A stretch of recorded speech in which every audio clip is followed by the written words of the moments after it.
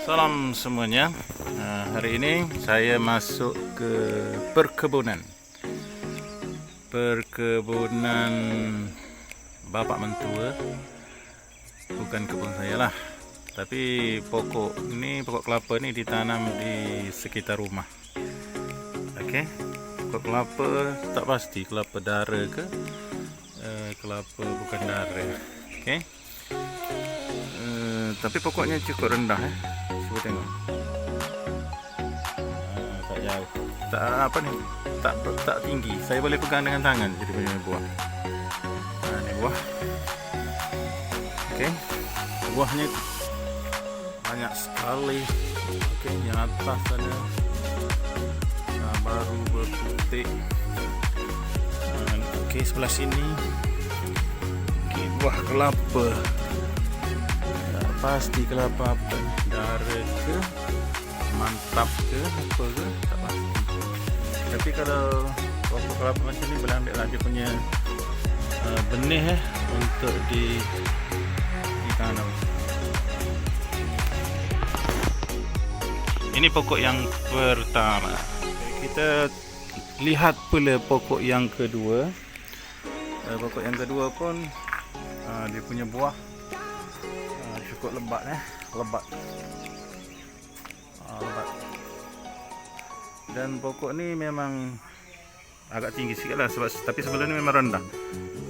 Sudah tak berapa tinggi dah berbuah. Tapi yang ni nampak agak kurang sebab kita orang dah ambil buahnya untuk diminum airnya. Nampak agak kurang. Tapi hakikatnya memang lebat berbuah pokok ini. Ini dia punya benih. Benih ni boleh ambil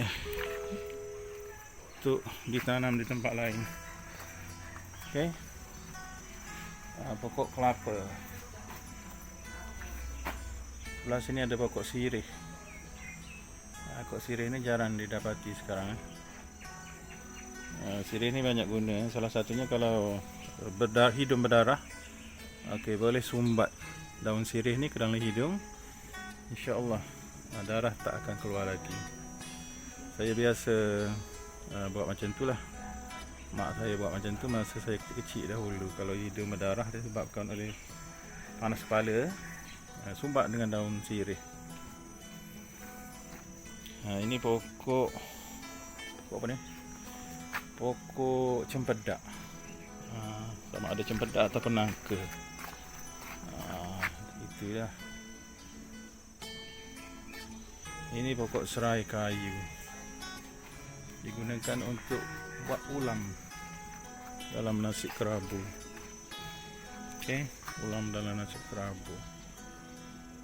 Ini pokok apa ni? Limau kasturi.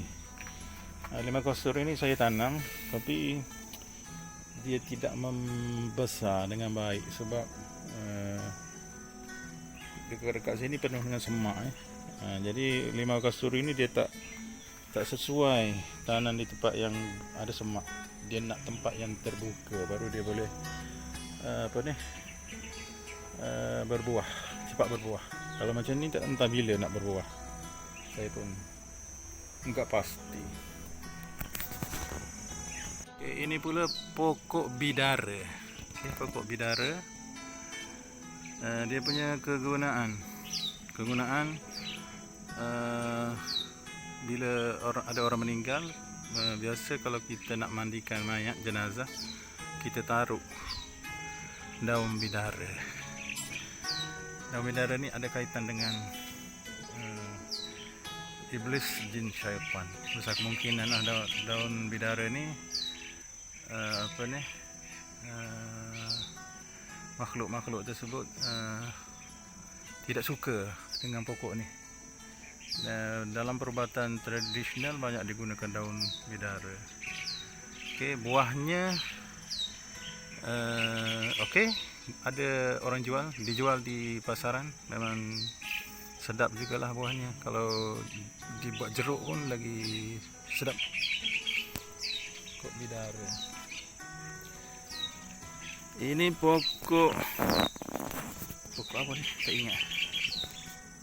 Dia buat ulam ya. Alah, pokok apa? Saya sudah lupa. Sangat sedap untuk dimakan ya, dia buat ulam. Terutama kita ambil dia punya pucuk ni. Pucuk beko. Tempat saya panggil beko. Tempat lain tak pasti nama pucuk apa ni. Tapi memang sedap untuk dibuat ulam.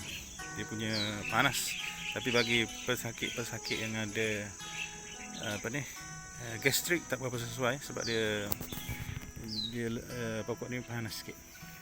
Sebab orang yang ada gastrik tak boleh makan benda-benda panas, terutama macam kari, pedas. Okey, ini pokok ni panas sikit. Ni daun sama serai kayu, pokok serai kayu yang saya dah cerita tadi.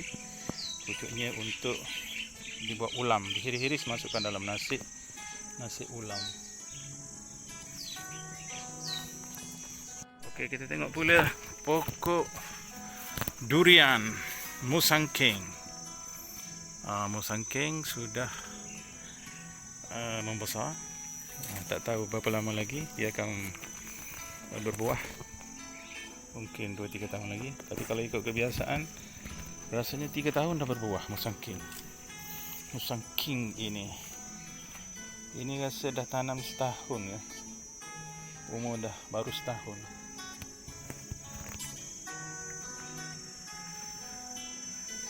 InsyaAllah akan datang 2-3 tahun lagi mungkin akan dapat menikmati hasilnya.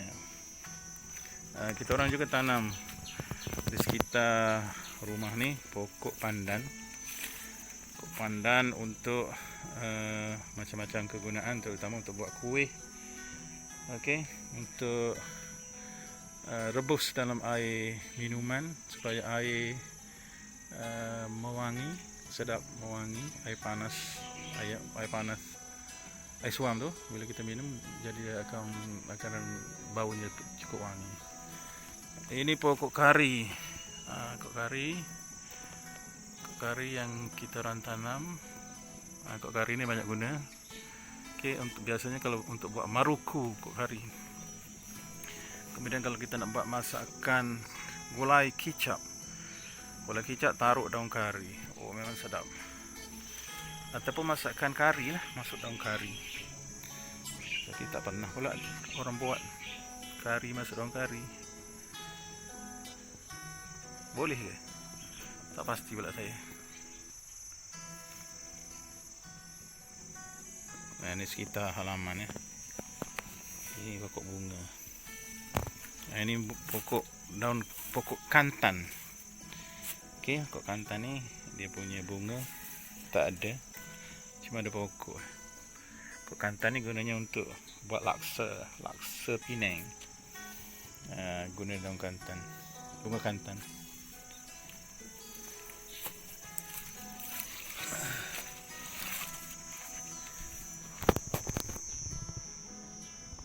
Ini pokok limau kasturi yang saya tanam di luar rumah. Okey, dia punya nampak dia punya membesar cepat membesar dan pernah berbuah lebat sekali pokok ni. Tapi kemudian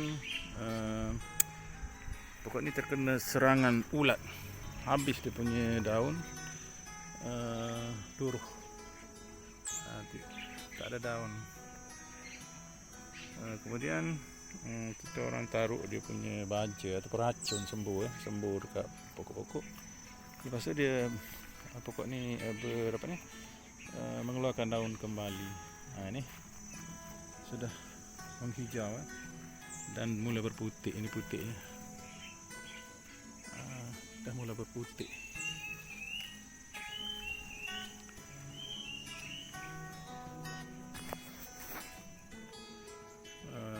Sekitar rumah dipenuhi dengan pokok-pokok.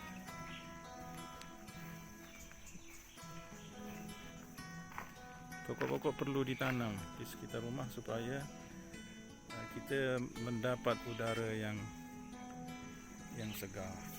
Okey, untuk kesihatan. Sebab pokok ni mengeluarkan oksigen untuk pernafasan manusia, membebaskan karbon dioksida. Ini pokok mata kucing. Mata kucing ni baru nak membesar. Tapi pernah mengeluarkan buah tapi tak banyak.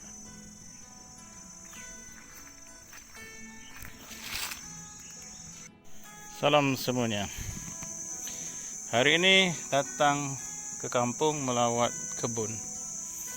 2 minggu lepas datang sini bawa 3 biji benih kelapa untuk ditanam. Okey, hari ini datang melawat.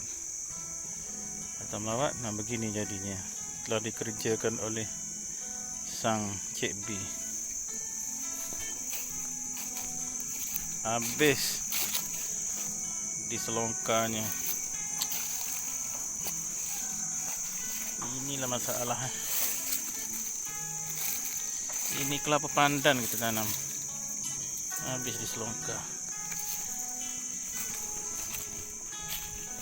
Okey, 3. Ada kita tengok yang satu lagi.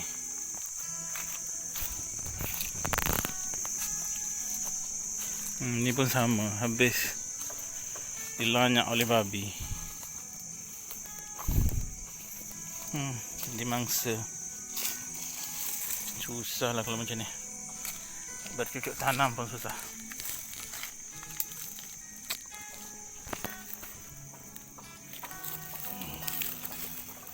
Pasal kena betul balik.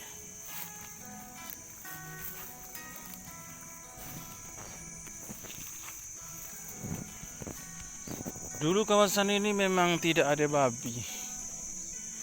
Tapi sekarang babi makin banyak.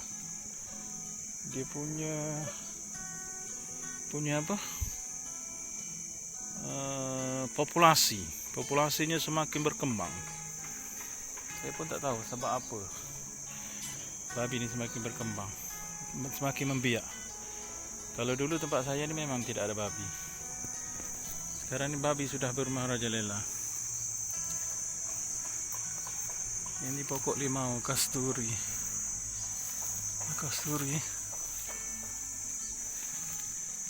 Yang saya tanam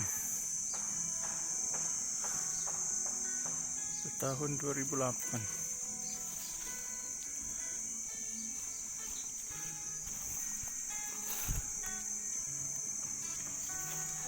Buah rambutan sudah habis nampaknya.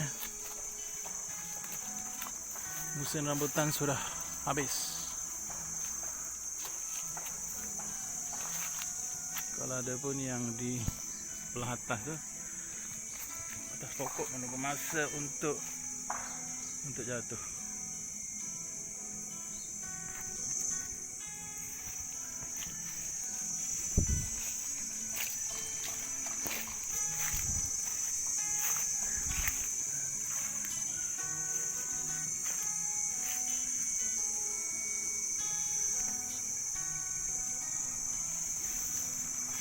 Ini ada pokok pisang.